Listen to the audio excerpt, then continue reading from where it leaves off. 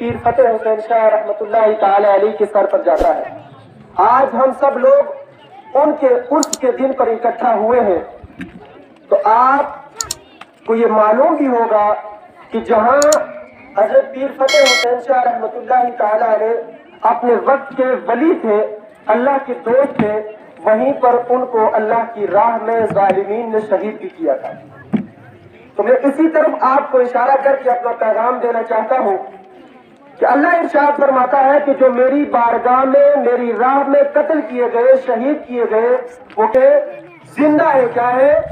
زندہ ہے، اور انہیں مردہ گمان نہ کرو، اور زندہ ہونے کے ساتھ ساتھ وہ اپنے رب کی بارگاہ میں رزق پاتے ہیں۔ کیا کرتے ہیں؟ رزق پاتے ہیں۔ ایک دنیاوی ذہن رکھنے والا انسان، ایک عام شعور رکھنے والا انسان جب کسی چیز میں غور و فکر کرتا ہے، وہ بھی یہ اس نتیجے پر یقیناً پہنچے گا۔ آپ بھی دیکھیں کہ ایک انسان زندگی گزار رہا ہے، چاہے وہ انسان ہے چاہے وہ حیوان ہے، اس کے اندر اگر سانسوں کی مالا چل رہی ہے، اگر وہ زندہ ہے تو اسے کہیں نہ کہیں رزق کی ضرورت پڑتی ہے،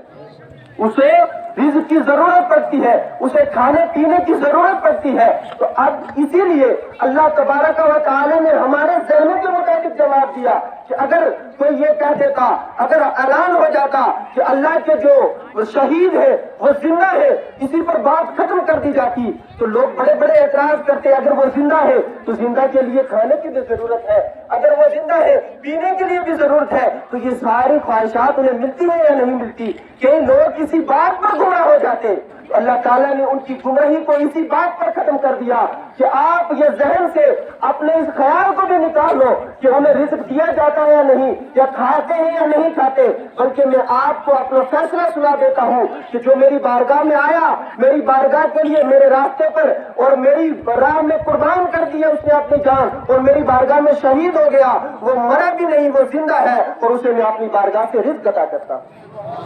اب جو لوگ زندہ ہیں انہیں رزق بھی عطا کیا جاتا ہے۔ اور آپ نے دیکھا ہوگا، سنا ہوگا کہ معراج کی رات جب نبی مکرم صلی اللہ علیہ وسلم سفر معراج پر نکلے تھے، اور آپ صلی اللہ علیہ وسلم جب اپنے سفر معراج کی ابتدا کی تھی تو آپ کی راستے میں ملاقات حضرت موسیٰ علیہ نبینا علیہ السلام سے ہوئی تھی۔ وہ کیسے ہوئی تھی؟ موسیٰ علیہ نبی علیہ السلام اپنی قبر میں نماز پڑھ رہے تھے، علماء کرام بیٹھے ہیں، اپنی قبر میں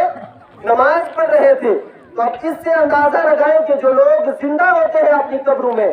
وہ تمام امور زندگی ہوں یا اپنے اللہ کی عبادت کے تعلق سے امور ہوں، وہ ان کو بجاتے رہتے ہیں۔ یہ صرف ہماری نگاہوں کے سامنے سے پردہ کرتے ہیں، باقی وہ اپنے رب کے ساتھ جو ان کا تعلق ہے وہ نبھاتے رہتے ہیں، وہ اسی طور پر قیامت تک نبھاتے رہیں گے۔ تو اب آج ہم لوگ،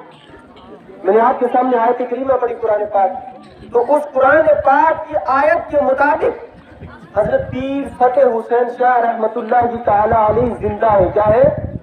زندہ ہے۔ اور ہم اس وقت ایک ایسے ولی کامل کی بارگاہ میں حاضر ہیں کہ جو ولی کامل بھی ہے اور اپنی قبر انور کے اندر زندہ بھی ہے، اور ہمارا یہ عقیدہ بھی ہے، قرآن کہہ رہا ہے کہ زندہ مانو، تو ہم نے مانا۔ اب اس کے باوجود اگر ہم اس ولی کی بارگاہ میں حاضری کے لیے آئے اور ہماری عادتیں، ہمارے اطوار، ہمارے کام ویسے ہی ہوں جیسے ہمارے گھروں میں ہوتے، تو کیا یہاں آنا ہمیں کوئی فائدہ دے گا؟ ایک اللہ کے ولی کی بارگاہ میں حاضر ہو اور ہماری وہ بے ادبیاں ختم نہ ہو، ہماری وہ بے توجہیاں ختم نہ ہو، ہم جیسے گھر میں زندگی گزار رہے ہیں ایک اللہ کے ولی کی بارگاہ میں آ کر بھی ہماری وہی بے توجہیاں ہو، ہم اسی طریقے سے بے پردہ یہاں نظر آئے، ہمیں وہی بے ادبیاں یہاں بھی لائیں، تو ہمارے یہاں آنے کا کوئی مقصد نہیں ہے۔ اس لیے کہ اللہ کے ولی کی بارگاہ میں ہم آئے ہیں تو ہمیں اللہ کے ولیوں کے جو بارگاہ میں آنے کے آداب ہیں انہیں بھی بجا لانا ہوگا، اور ہمیں اپنے دل کو، اپنی نیتوں کو صاف کر کے اس بارگاہ میں آنا ہوگا۔ اور علماء نے لکھا ہے کہ جب آپ کسی عالم کی بارگاہ میں جائیں تو اپنی زبان کو سنبھال کر جائیں، اپنی زبان کو سنبھال کر جائیں، کیونکہ ایک عالم جب کسی کی گفتگو کو سنتا ہے تو قابل گرفت باتوں کو وہ گرفت کر کے ان پر فتویٰ جاری کر دیتا ہے۔ لیکن فرمایا کہ جب کسی ولی کی بارگاہ میں جاؤ تو اپنے دلوں کو سنبھال کر جاؤ، اپنے دلوں کو سنبھال کر جاؤ۔ آج ہم لوگ جب اولیاء کی محفلوں میں یا اولیاء کے مزارات پر آتے ہیں تو زیادہ تر ہمارا معمول یہ بن چکا ہے کہ اگر میری کسی سے کسر بازی ہے، میری کسی سے لڑائی ہے، تو ہم وہ نیت لے کر آتے ہیں کہ ہم فلانے ولی کی بارگاہ میں اپنی کوٹلی یا پہاڑی زبان میں کہتے ہیں پٹیں گے، ہم اس کے خلاف پٹیں گے تو ہمارا فیصلہ ہو جائے گا۔ تو جب ہم خود ہم گھر سے ہی ایسا غلط نظریہ، ایسی نیت لے کر اللہ کے ولی کی بارگاہ میں آئے ہیں، جب ہم نے دل کو سنبھالا ہی نہیں تو ہمیں فائدہ نہیں ملے گا۔ ہمیں فائدہ کب ملے گا؟ جب ہم اللہ کے ولی کی بارگاہ میں نیت صاف کر کے اپنے دل کو، اپنے ظاہر کے ساتھ باطن کو پاک کر کے اس بارگاہ میں آئیں گے، تب ہماری دنیا بھی کامیاب ہوگی، ہماری آخرت بھی کامیاب ہوگی۔ لیکن اگر ہم اپنے اسی دنیاوی طرز پر، جیسے ہم سیاسی جلسوں میں جاتے ہیں،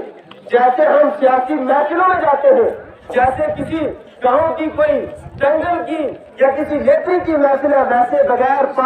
پاکی ناپاکی کا پتہ ہی نہیں، آداب کا پتہ ہی نہیں، اسی طور پر ان محفلوں میں آئیں گے تو بجائے ہم پر یہ راضی ہونے کے، ہم ہو سکتا ہے یہ ہم سے ناراض نہ ہو جائے۔ ایک اللہ کا ولی اگر ہم سے ناراض ہو گیا تو ہماری دنیا بھی برباد، ہماری آخرت بھی برباد۔ تو اس لیے میں سادہ سے گفتگو کر رہا ہوں کہ اگر ہم لوگ ان اولیاء کرام کی بارگاہ میں آ رہے ہیں، ہم ان کے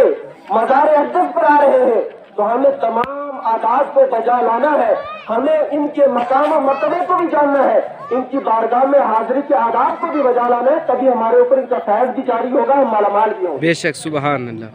تو میں عرض کر رہا تھا کہ اللہ کے ولی زندہ ہے اور ہم زندہ اور جاگدہ ولی کی بارگاہ میں حاضر ہیں، تو ہمیں اسی طور کے ساتھ رہنا اور بیٹھنا ہے اور ان کی سیرت کو سننا ہے، اس پر عمل کرنا ہے کہ ہماری زندگی بھی کامیاب ہو جائے اور ہماری آخرت بھی کامیاب ہو جائے۔ اللہ تبارک و تعالیٰ قرآن مقدس میں ارشاد فرماتا ہے، یا ایھا الذین آمنوا اتقوا اللہ وکونوا مع الصادقین، کہ اے ایمان والو اللہ سے ڈرو، اور ایمان والوں سے فرمایا گیا۔ اب اس سے میں وضاحت دے دوں کہ اللہ تعالیٰ نے کلام پاک میں کہیں جگہ اور بھی ہم لوگوں کو سے خطاب فرمایا، کہیں فرمایا یا ایھا الناس، کہیں اور کسی اور طریقے سے ہم لوگوں سے خطاب کیا، لیکن جب اپنے اولیاء کرام کے ساتھ جڑنے کی باری آئی، جب اپنے اولیاء کرام کے ساتھ چلنے کی باری آئی، تو اللہ تعالیٰ نے یہ نہیں فرمایا کہ اے لوگوں، یا یہ نہیں فرمایا کہ اے کافروں، یا یہ نہیں فرمایا کہ اے یہودیوں، بلکہ اللہ تعالیٰ نے فرمایا یا ایھا الذین آمنوا، کہ اے ایمان والو اتقوا اللہ، پہلے کیا کرو؟ اللہ سے ڈرو۔ کیا کرو؟ اللہ سے ڈرو، کیونکہ جو ایمان والا ہوگا وہ اللہ سے ڈرے گا، جس کے دل میں ایمان نہیں ہوگا وہ اللہ سے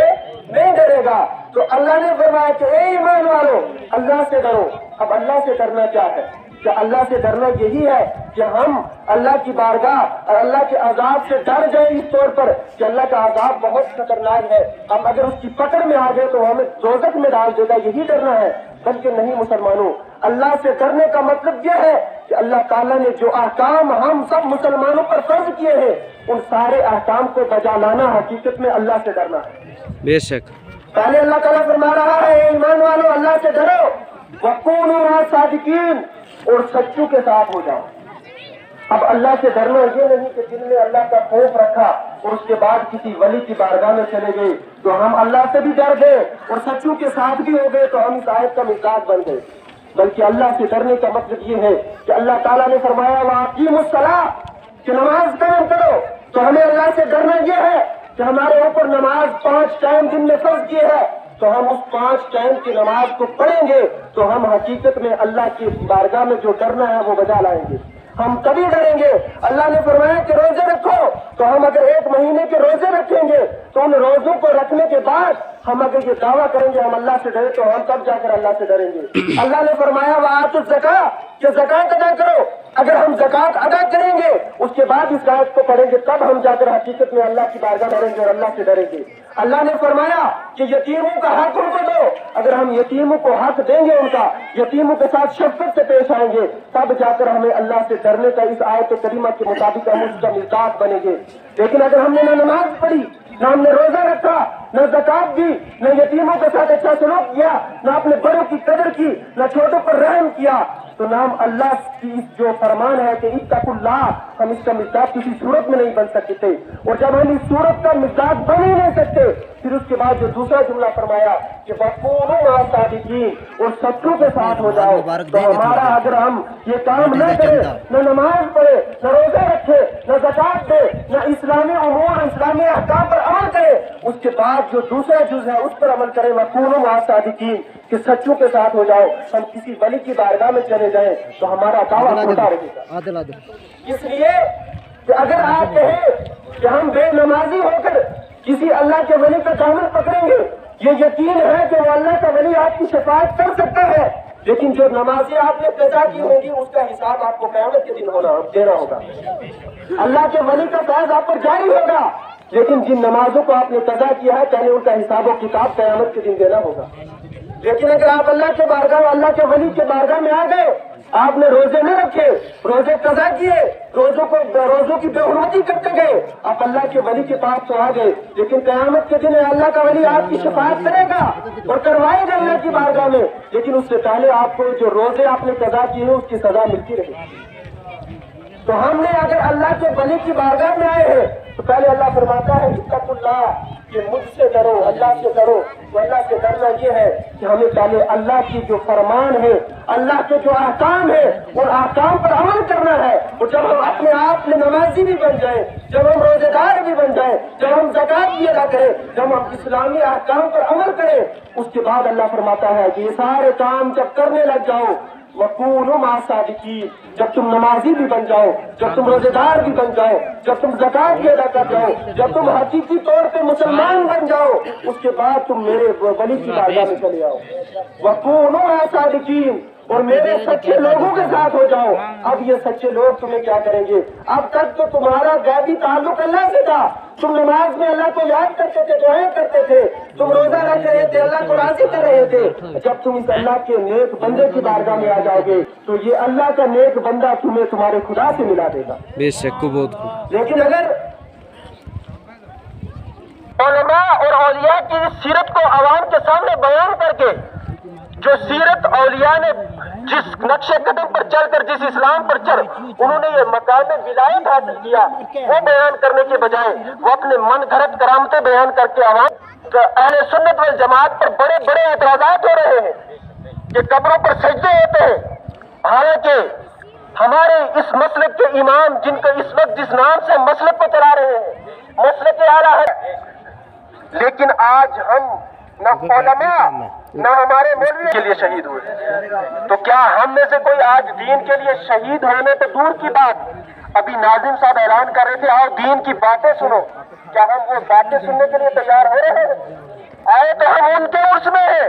جنہوں نے دین کے نام پر گردن کو قربان کر دیا، جنہوں نے دین کے نام پر اپنی زندگی کو وقف کر دیا، لیکن ہم ان کا محبت کا دعویٰ کرنے والے، ہم اپنے آپ کو ان کا مرید کہنے والے، ان کا عاشق کہنے والے، ہم دین کی باتیں سننے کے لیے تیار نہیں۔